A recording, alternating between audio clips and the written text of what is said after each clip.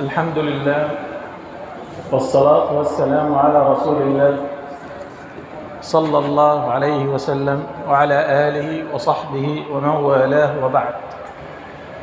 هل الصلاة تعرف النبي بك؟ أجمل حاجة إن النبي يعرفك.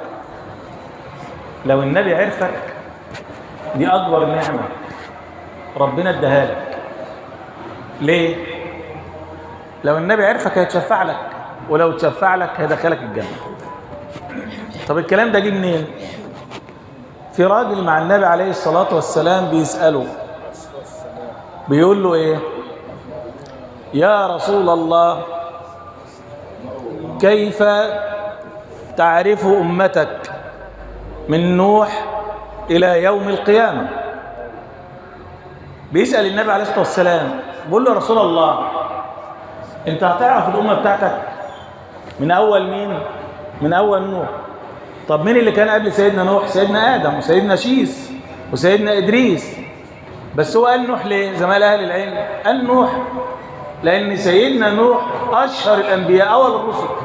مين؟ سيدنا نوح. فجاب أشهر واحد سأل بمين؟ النبي عليه الصلاة والسلام. فبيقول له ازاي هتعرفهم يا رسول الله؟ شو بقى النبي رد عليه ازاي؟ قال له صلى الله عليه وسلم: أنا أول من يؤذن له بالسجود يوم القيامة. في يوم القيامة ما حدش هيتحرك إلا بإذن ربنا سبحانه وتعالى. ولذلك شوف بقى الرواية بتقول لك إيه؟ إن السجود ده هيكون إمتى؟ لما هيضرب الصراط على متن جهنم، ويأتي عيسى عليه الصلاة والسلام إلى النبي عليه الصلاة والسلام ليشفع للخلائق لهول الموقف. النبي هنا يقول لك إيه بقى؟ يقول النبي عليه الصلاة والسلام: فيأتي جبريل عليه السلام فأستأذن عند الجبار. سيدنا جبريل هو اللي يستأذن لمين؟ للنبي عليه الصلاة والسلام. فيأتيه فيقول: قد أذن لك، النبي أذن لك يا محمد.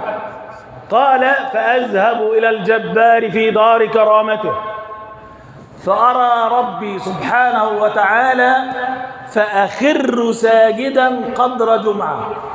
شوف النبي يدخل ساجد قد ايه؟ قدر ايه؟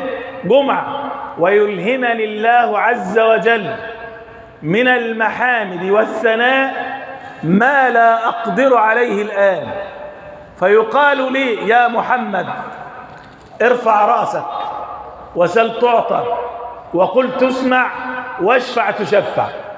قال النبي عليه الصلاة والسلام: فأقوم فأجد الجبار مستقبلي فأخر ساجدا قدر جمعة أخرى، فينادى علي: يا محمد، ارفع رأسك وسل تعطى وقل تسمع واشفع تشفع.